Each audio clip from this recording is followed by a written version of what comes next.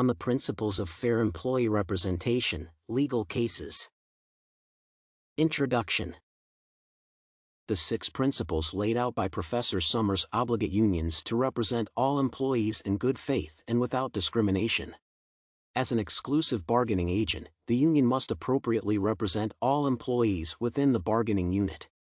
As part of its duty of fair representation, a union must negotiate and enforce the terms of the collective bargaining agreement and investigate and resolve legitimate concerns brought up by workers in the bargaining unit.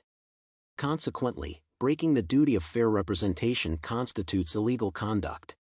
These principles thus protect the right of individual employees to fair representation in grievance handling and concurrently allow the union sufficient freedom to fulfill its role in administering the agreement. Discussion. The 4th principle manifests itself in the case of Cruz versus Local Union No. 3, in which the court determined that the union failed to represent employees fairly. Through the 4th principle, the court established that the union had taken the plaintiff's meritorious grievances for the benefit of another group, which in this case is Abbey Incorporated. Various employees of Abbey provided exclusive evidence that demonstrated how the union, Crespo, an albino acting on its behalf, constantly ignored and took no action to respond to their grievances. For instance, Perez, a plaintiff in the case, complained to both Albino and Crespo about her layoff but received no constructive response.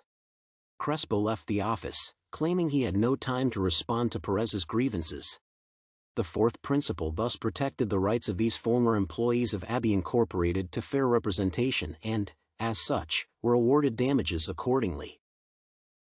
Similarly, Principles 5 and 6 present themselves in the Freeman v. O'Neill Steel Incorporated case, in which the court ruled that the union, through Caldwell, acted under improper motives, hostility, and in bad faith in its decision to deny the plaintiff arbitration. While the case resulted following an altercation between the plaintiff and Landrum, a former employee in the same company as the plaintiff, the court established that the plaintiff was denied arbitration under improper motives, which most likely were racially informed. While the plaintiff attempted to seek arbitration because he was acting in self-defense, the union denied him this opportunity, completely dismissing the fact that the plaintiff had a better chance of defending himself if granted the arbitration. The union openly showed their discrimination and bad faith against the plaintiff by telling him, "Don't call us, we'll call you." Concerning Principles 5 and 6, the court determined that the union had failed in its duty to represent the plaintiff fairly. As such, the court held the union and O'Neill liable for the damages caused to the plaintiff and ordered the plaintiff's reinstatement to his employment. Conclusion. Therefore, the 6 principles play an essential role in protecting employees' right to fair representation and enabling the union to fulfill its functions based on the agreement. The Cruz and Freeman cases display how an absence of these principles would imply unnecessary damage to employees.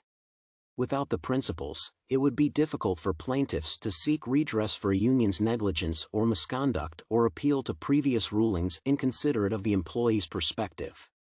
These principles thus create a controlled environment in which unions are obligated to fulfill their role in fairly representing employees and to ensure that employers do not get away with underserved or unethical acts they undertake against employees.